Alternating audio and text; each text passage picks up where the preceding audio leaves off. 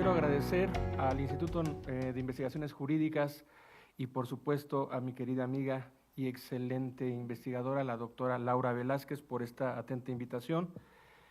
Pues siempre consciente que este tipo de encuentros lamentablemente no nos lleva a que salgamos con una sonrisa, sino muchas veces tristes, enojados o frustrados. ¿Por qué? Pues porque aquí venimos a discutir, a exponer, a mencionar una serie de circunstancias que pasan cotidianamente y evidentemente en este caso relacionadas con el derecho, que pues no son nada gratificantes. Problemas y más problemas y más problemas y eventualmente algún sesgo de soluciones.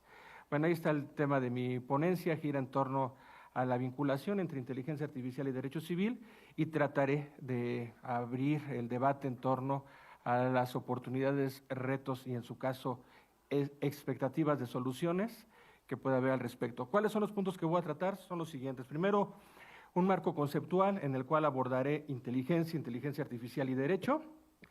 Después, un breve recuento del estatus del derecho en México. Enseguida, los retos derivados de la inteligencia artificial en el ámbito jurídico. Posteriormente, las oportunidades y cerraré con las soluciones y hasta cierto punto algo como tipo conclusiones. ¡Ay! No van avanzando, por favor, váyanle pasando. Ahí está, la siguiente. Iniciamos con ¿qué es inteligencia? Porque si vamos a hablar de inteligencia artificial, pues primero hay que decir qué es la inteligencia.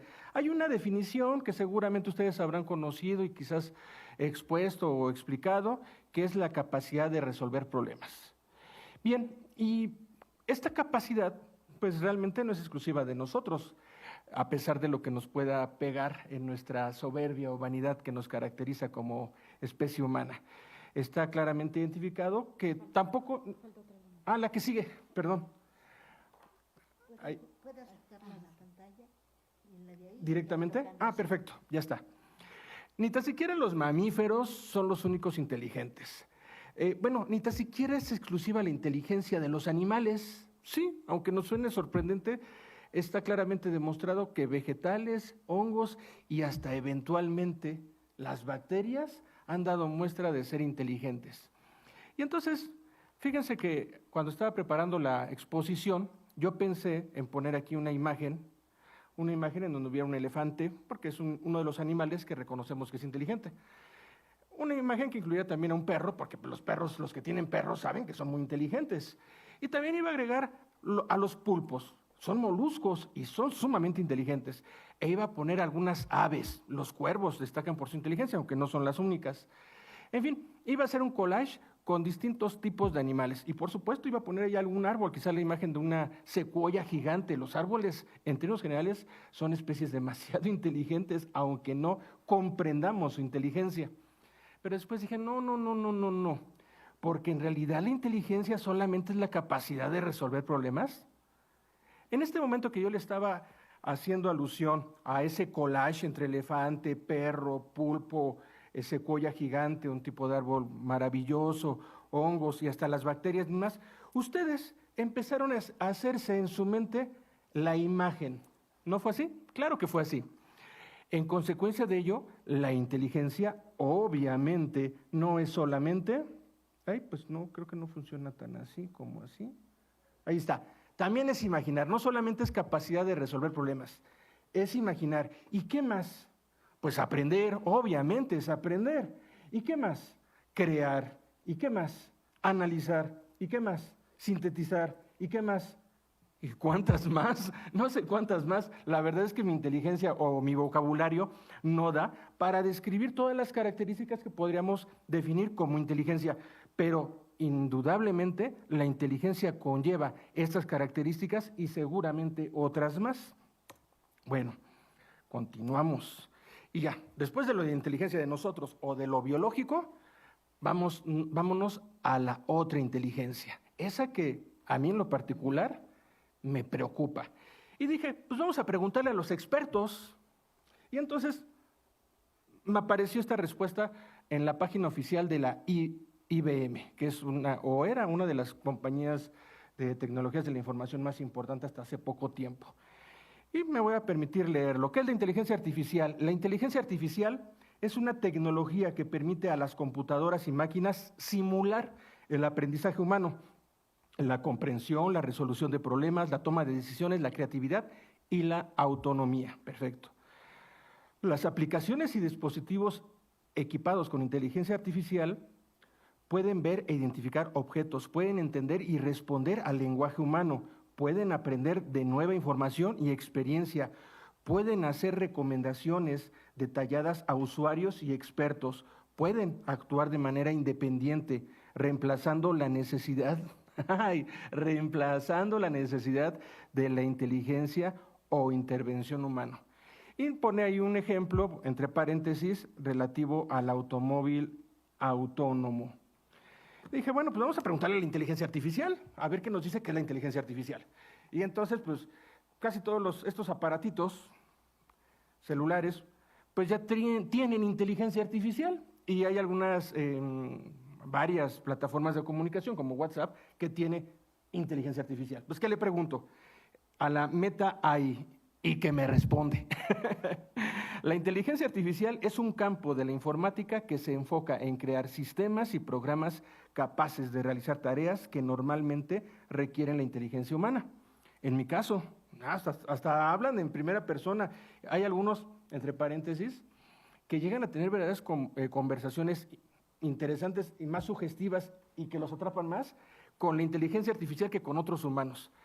Y hace poco, hará un mes más o menos, me enteré del caso de una persona que se suicidó por sugerencia de la inteligencia artificial, como bien decía la colega. Estamos viviendo ya en un entorno rodeado por la inteligencia artificial en sus primeros pasos. Preocupémonos de a dónde vamos a llegar, no de aquí a 10 años, de aquí al año siguiente, y lo que va a ser en 2 años o en 3 años. Esto es una verdadera revolución. Bueno, regreso a lo que nos dice aquí, que seguramente ustedes lo están viendo ya sea en la pantalla o aquí los que están en presencial. Y entonces me responde esta Meta AI, que ya le he llegado a tomar un poco de cariño. No, no es cierto, todavía no. Dice, en mi caso soy un modelo de lenguaje basado en IA, diseñado para entender y responder a preguntas y solicitudes en lenguaje natural. Sí, responde de una manera que uno dice, ¿en verdad eso es artificial o quién está detrás de? La IA se utiliza en una variedad de aplicaciones, desde asistentes virtuales hasta sistemas de reconocimiento de imágenes y voz, pasando por la automatización de procesos y la toma de decisiones. Algunos ejemplos de IA incluyen asistentes virtuales como Siri o Alexa, sistemas de recomendación en plataformas de streaming, reconocimiento de imágenes y voz, vehículos autónomos, chatbots y modelos de lenguaje como yo, nos dice esta Meta AI que está en WhatsApp. Y entonces, ahí termino con esa parte. Ahorita vamos a regresar, tranquilos, no se desesperen. Vamos a pasar a hablar de algo que a los abogados y a los que estamos cerca de la abogacía muchas veces por cuestiones de algún problema jurídico, no lo podemos soslayar. En principio, el estatus del derecho en México es un estatus de crisis, es una crisis generalizada. Aquí voy a decir algunas de las características de esta crisis, sin que yo pretenda ser exhaustivo, ni mucho menos ser el dueño de la verdad. Desde mi perspectiva, uno de los primeros problemas es el exceso de normas, de leyes. Aquí hay varios abogados, muchos de los que están aquí y de los que nos siguen son abogados además con estudios de posgrado, algunos hasta con más de un doctorado. Les apuesto a quien sea, a que no hay uno aquí que sea capaz de decirme por nombre todas las leyes que rigen en nuestro país, solamente por nombre. Ya olvídense de los contenidos específicos, uno solo no hay. Bueno, por fortuna llegó la inteligencia artificial, esa sí lo vas a ver, pero no sé si sea fortuna o para preocuparnos, hay que aprenderlo. Entonces, el primer problema es el exceso de normas. La cita en latín dice plurimae legem pessima temporae, expuesta por un romanista mexicano, probablemente basado en el conocimiento adecuado del derecho romano, que en este caso el autor fue porque ya falleció, Floris Margadán, Guillermo Margadán nos quedamos con eso. Y entonces significa que en los peores tiempos, compañeros que nos ven a distancia y aquí en presencial, los peores tiempos se caracterizan por ser aquellos en los cuales hay más abundancia de leyes. Y pues parece ser que sí es descriptivo de lo que nos toca vivir en la actualidad. ¿Qué más? Falta de técnica jurídica, sí, eso es triste. No hay técnica jurídica, ni en el terreno legislativo, ni aunque se enojen los que se fueron y los que llegan en el terreno jurisdiccional. Sí, hay excepciones. Estoy hablando de manera generalizada. No hay técnica jurídica en el ámbito administrativo y esto es para llorar constantemente en el campo del poder público. La verdad es que uno lee, en realidad te están diciendo que no por esto o te están diciendo que sí por esto otro. En el campo postulatorio, en el cual yo me desenvuelvo, y pues obviamente me llega a mí la crítica, por supuesto, también estamos mal, y lo que le sigue de mal. Confundimos vías, acciones, prestaciones, excepciones, defensas, las pruebas mal ofrecidas, mal desahogadas, y bueno, para nosotros lo fácil es echarle la culpa al juez. ¿El juez a quién le echa la culpa? A nadie, pero también está mal. Ahora bien, algo que no lo traigo aquí dice etcétera.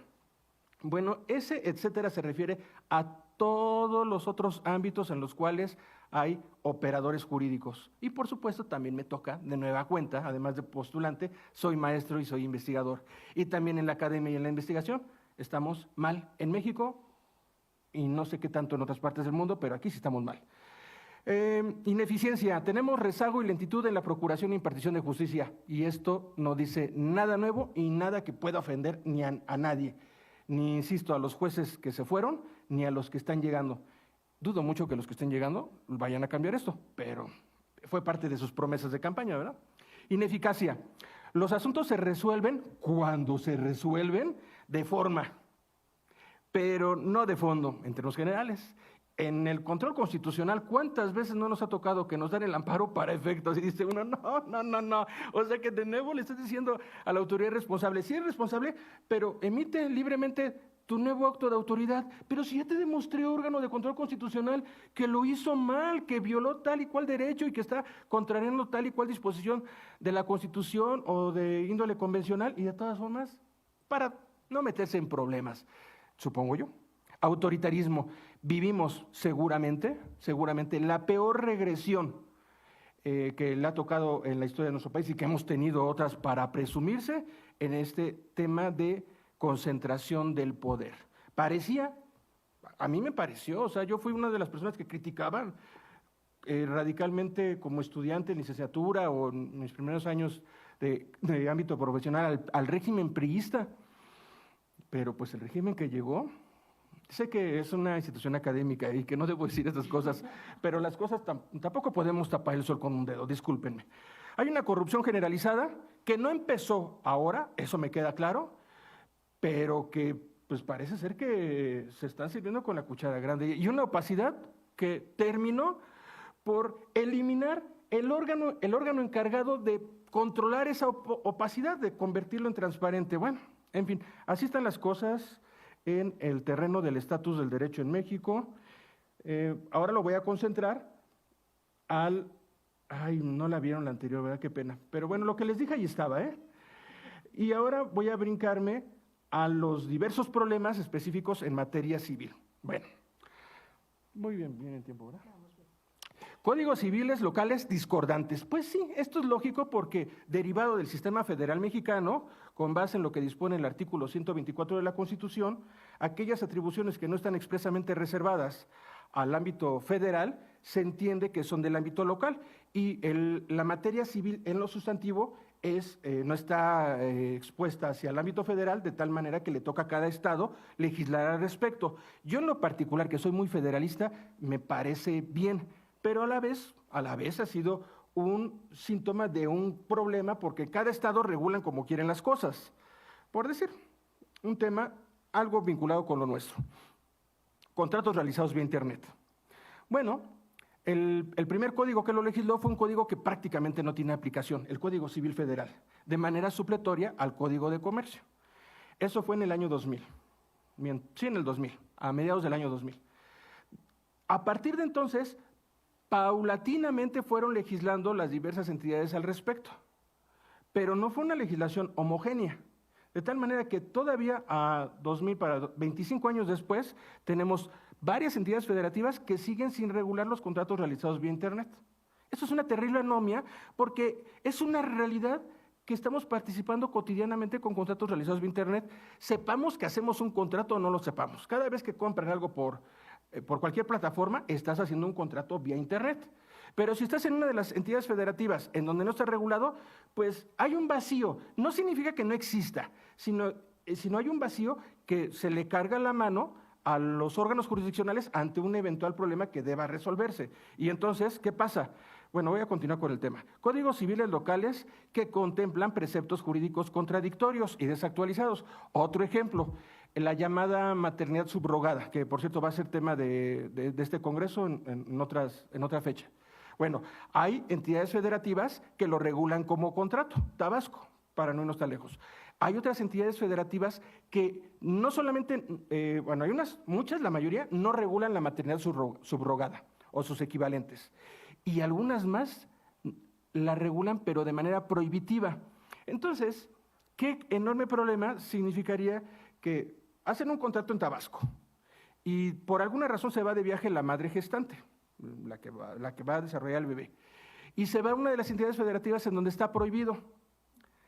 Y pensemos que le toma cariño al bebé, que es algo muy natural, por cierto, y más tomando en cuenta el tema de los neuroderechos. O sea, fríamente y económicamente, pues va a recibir un dinero la mujer por embarazarse.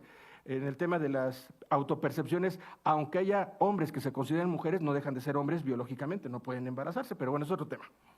Y en consecuencia de ello, pues nos encontramos ante la imposibilidad quizás de cumplir ese contrato, o no solamente la imposibilidad, sino quien lo intente cumplir naciendo el bebé en un estado donde está prohibido, quizás te incurre en un delito. Entonces, temas complicados para el ámbito de lo civil.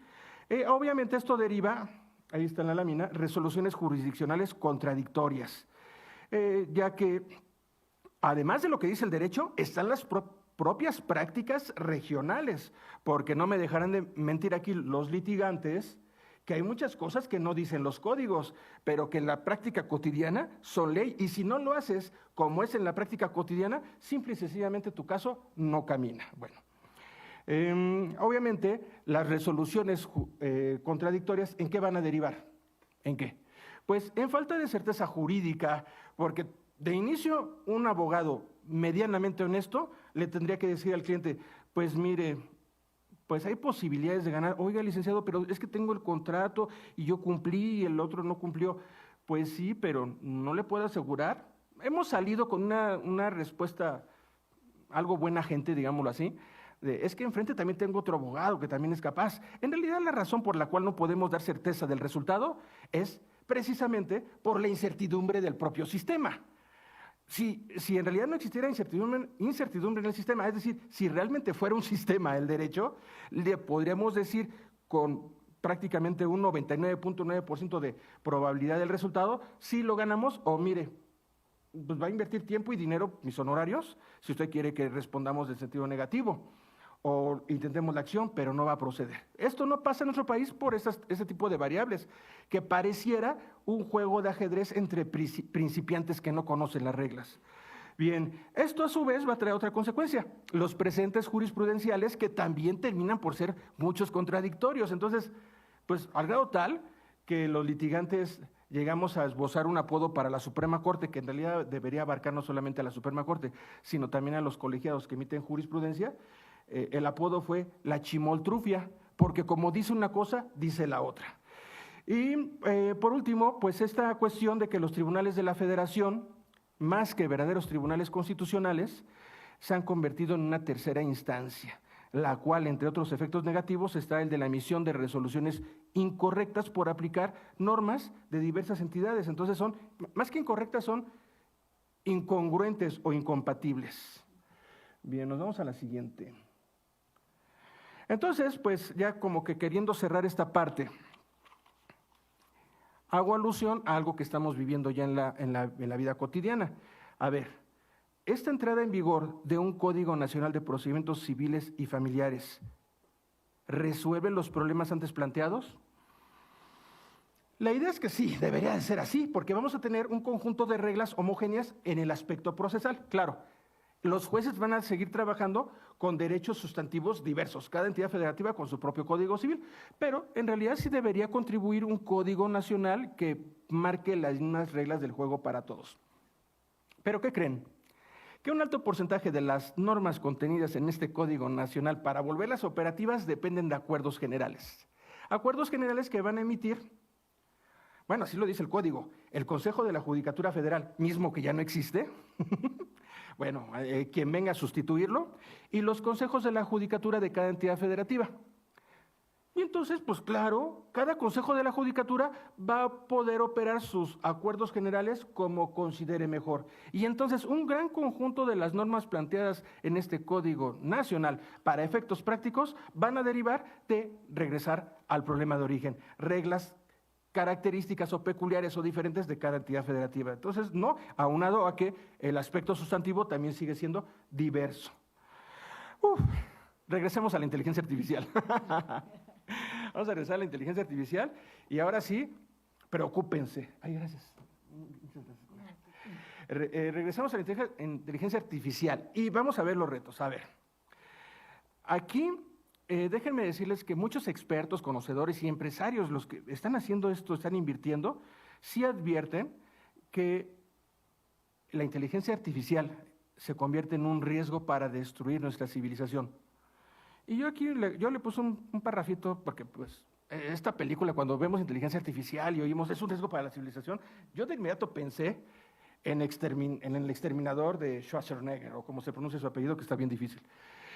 Pero en realidad parece ser que esto que no se descarta, la posibilidad de un conflicto bélico en donde las máquinas se rebelen contra nosotros, que no se descarta, en realidad ni tan siquiera es el panorama más peligroso o más cercano a nosotros. No, eso dejémoslo como para dentro de unos 100 años, quizás menos.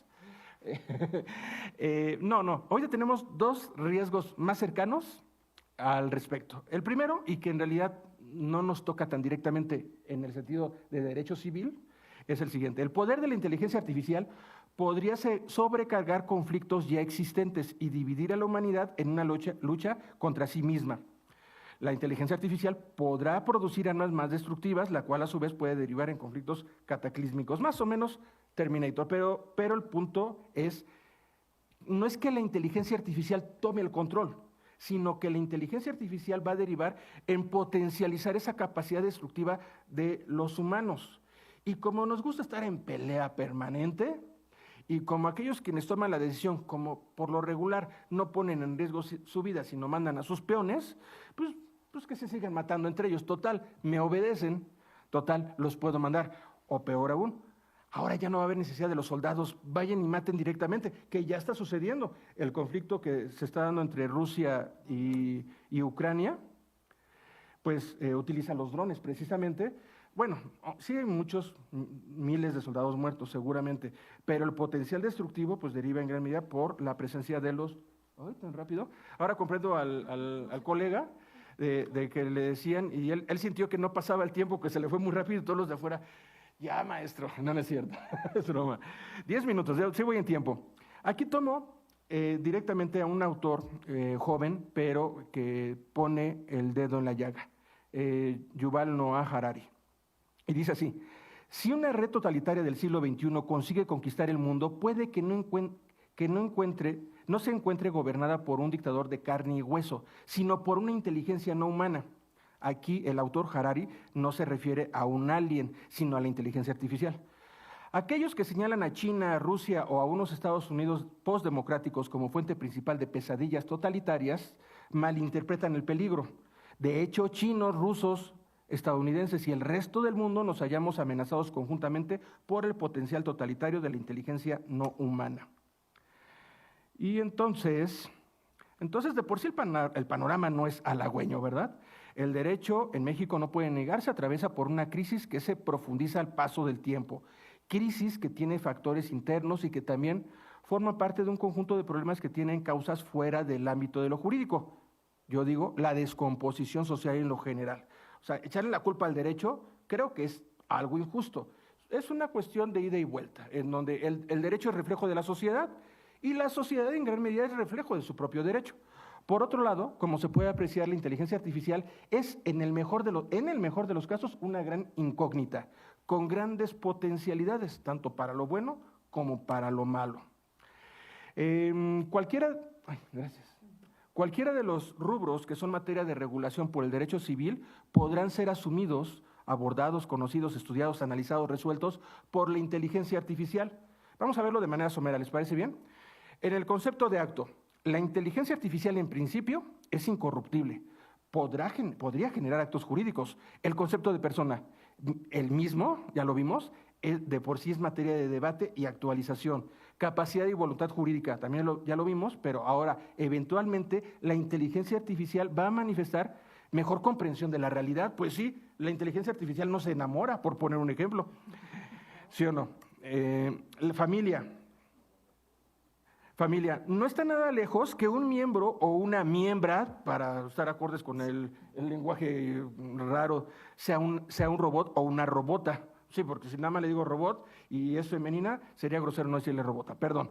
Obligaciones y responsabilidad. La responsabilidad subjetiva seguramente se va a ampliar integrando la inteligencia artificial o lo va a hacer la responsabilidad objetiva o ambas. Los efectos de las obligaciones podrían recaer en un ente o una enta. Digo, no se van a enojar. En materia de bienes, la inteligencia artificial, ¿qué tipo de bienes? La titularidad de esta y de lo que hace de quién es. Ya hay esbozos normativos, no en México, aclaro, en Europa. Por último, en las sucesiones, todo lo que se puedan imaginar puede caber y puede tener impactos o efectos o consecuencias en relación con la inteligencia artificial. Voy a tratar de ir más rápido. Según yo iba rápido. Continuamos con los retos de la inteligencia artificial y el derecho civil en México. Vamos a especificar.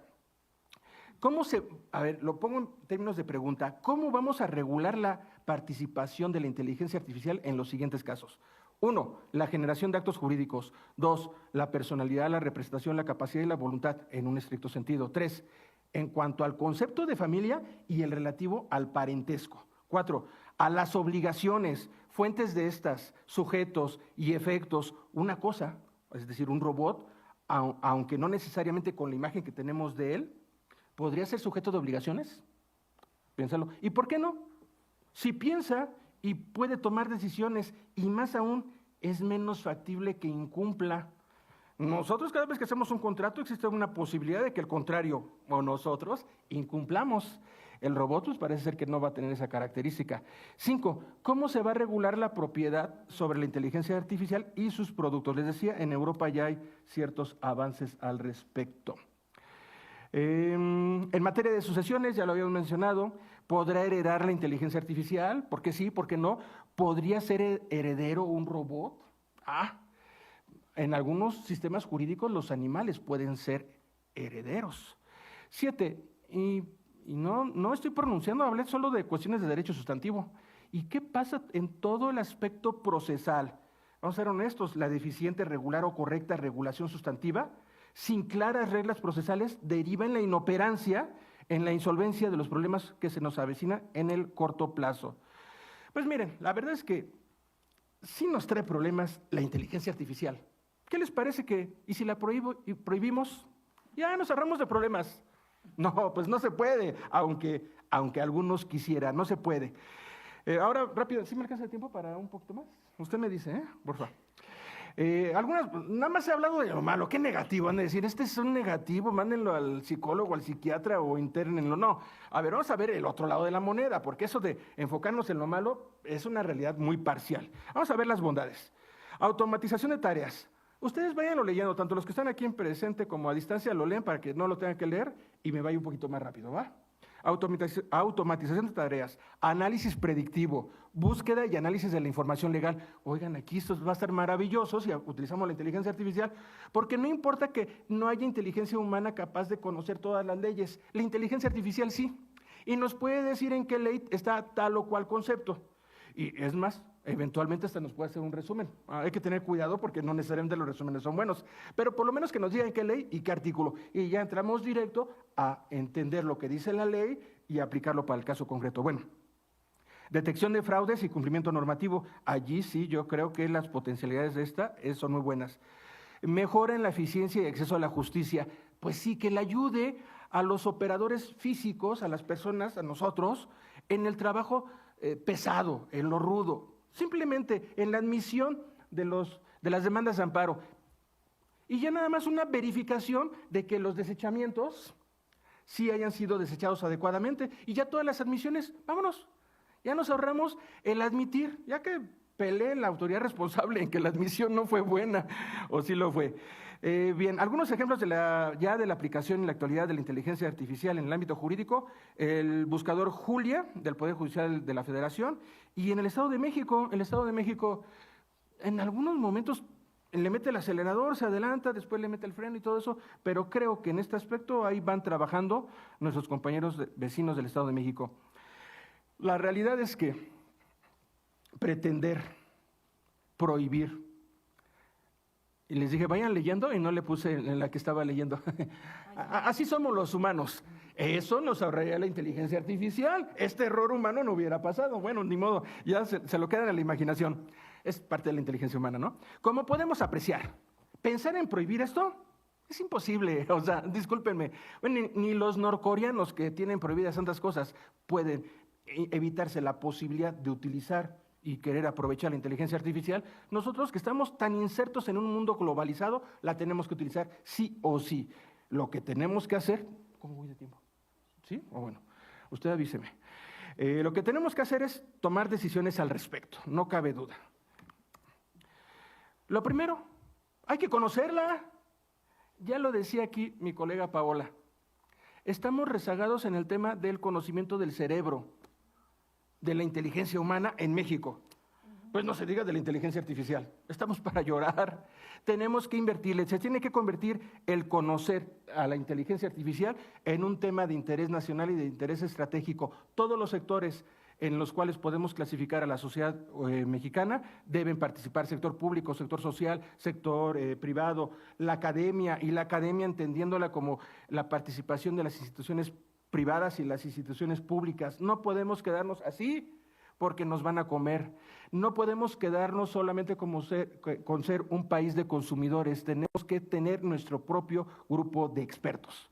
Obviamente, este es un tema no de academia o de investigación, que además en este tema específico de la inteligencia artificial soy un neófito. No, este es un encuentro de derecho. Obviamente, el derecho le debe entrar. No puede el Estado mexicano tomar la actitud de la avestruz y ante el problema meter la cabeza en el suelo, en el piso, como se diga. No, debemos tomar decisiones a la voz de ayer. Ya vamos atrás, pero tampoco podemos decir, Congreso de la Unión legisla, porque ya vemos cómo legislan. Entonces, se debe convocar a un gran Congreso Nacional en el cual participemos, o sea, sea abierto, sea transparente y estén lo mejor que tenemos en nuestro país, que sí tenemos cosas maravillosas. Luego a veces yo nada más me la paso diciendo lo malo. No, es porque creo que si sacamos lo malo es más fácil corregirlo, pero eso no significa que haya cosas maravillosas como esta universidad, por supuesto. Entonces, es necesario un congreso en el cual participe la academia, los actores políticos, jurídicos, interesados. Ya es tiempo, ¿verdad? Bueno, ya voy rápidamente a las soluciones y mejor aún, me voy al tema de lo siento, me brinqué esta, así que, a modo de conclusión, la inteligencia artificial es una realidad que no podemos ya ignorar. Aquí está, llegó, va a seguir avanzando, se va a seguir utilizando, se va a seguir implementando, la debemos conocer, entender, comprender, aplicar y controlar. Controlar, ese es el punto que sí puede ser peligroso. Obviamente, es necesario tomar medidas urgentes al respecto. ¿Cómo lo es? Primero, conocer, y segundo, legislar. Y pues llegó la última, y ya para despedirme. Entonces, el procedimiento legislativo debe participar de como si fuera el gran ejemplo en el cual en los grandes problemas deberían convocar tanto el Congreso de la Unión, en participación con los congresos estatales, para generar la normatividad nacional, federal, local, que atienda los problemas, comprendiendo dos principios que, por cierto, no son del derecho civil, sino son del derecho ambiental, comprendiendo dos principios que son muy importantes: el de precaución y el de prevención. Tenemos que ser precavidos al legislar al respecto, ser cautos, pero no por ser cautos significa que vamos a mirar para otro lado. El problema lo tenemos aquí, lo tenemos ahora, y el hecho que nos detengamos en darle solución no lo soluciona, sino lo agrava. Gracias a todos.